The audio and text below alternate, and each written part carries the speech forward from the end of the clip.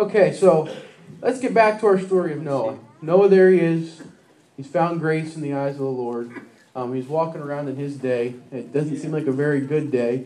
Can't find anybody righteous. Their thoughts are constantly on evil. They're constantly just looking to do evil. And God is just irritated. He's upset. So could you imagine being Noah in this day?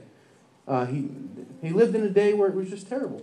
They've never seen rain, and God says to him, "You found favor in my sight, now prepare an ark because it's going to rain." What is rain? I'm going to destroy everything from the earth. And this is where Noah found himself in. It couldn't just be any old boat, but it had to be made according to what God wanted it to be made to. Right. Noah had to pitch the wood within and without. Now, pitch is a type of sealant they would use to seal the wood. He had to pitch it within and without to seal up all the cracks so that way water wouldn't seep in through it. He had to make it 300 cubits long, 50 cubits wide, and 30 cubits high. Now, a cubit is approximately 18 inches. So that means the ark was 450 feet long, 75 feet wide, and 45 feet tall. That made the ark taller than a 3-story building and about 1.5 football fields long. So here's Noah. He's building a huge ship, day in and day out. And now, how long did it take him to build this ship? Does any of my guys here in the front know how long it took Noah to build this ship? It took him 100 years to build this ship. And could you imagine the ridicule Noah received as he's building this ship? Could you imagine, Noah, the ridicule Noah received while he's building the ship? He worked day in and day out building a ship for something that was going to float on the water, and they hadn't even seen any rain yet. He did it in faith. When Noah was about 600 years old, the flood waters finally began to start, and Noah entered the ark with his family and all the animals, and it rained for 40 days and 40 nights.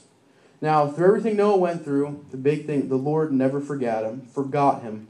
The ark came to rest on Mount Ararat, and eventually the family left the ark. Everything was okay, and as you know, God showed him the rainbow, and he says, "Hey, listen, everything's going to be okay. I'll never flood, the earth again by water to where everything's underwater." And there, Noah built an altar. He's going to live for God, and it was his job to go and start multiplying and populating the earth again. And it's amazing to me if you look at the faith Noah had.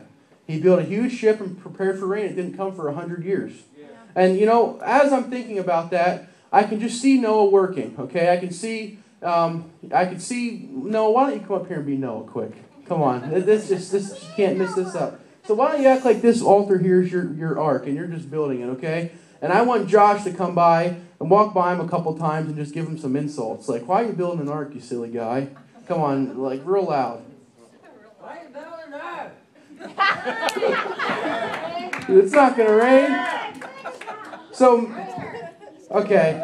So people coming by and making fun. And this guy, Josh, is probably the same guy who stepped by him each and every day, making Noah feel like an idiot, making fun of him. But you know what? Noah kept doing it. No, you can be seated. Thank you.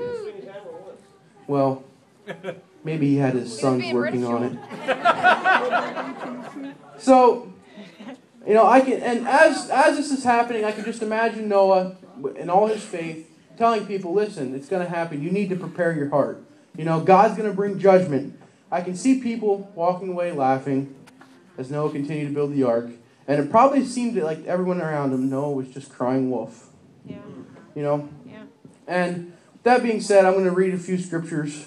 Matthew chapter 24, verses 3 through 7, 36 through 42. You don't have to turn there, I have it. "And as he sat upon the Mount of Olives, the disciples came unto him privately, saying, Tell us, when shall these things be, and what shall be the sign of thy coming, and the end of the world? And Jesus answered and said unto them, Take heed that no man deceive you. For many shall come in my name, saying, I am Christ, and shall deceive many. And ye shall hear of wars and rumors of wars. See that ye be not troubled, for all these things must come to pass. But the end is not yet. For nation shall rise against nation, and kingdom against kingdom, and there shall be famines and pestilences and earthquakes in diverse places." Skipping down to verse 36.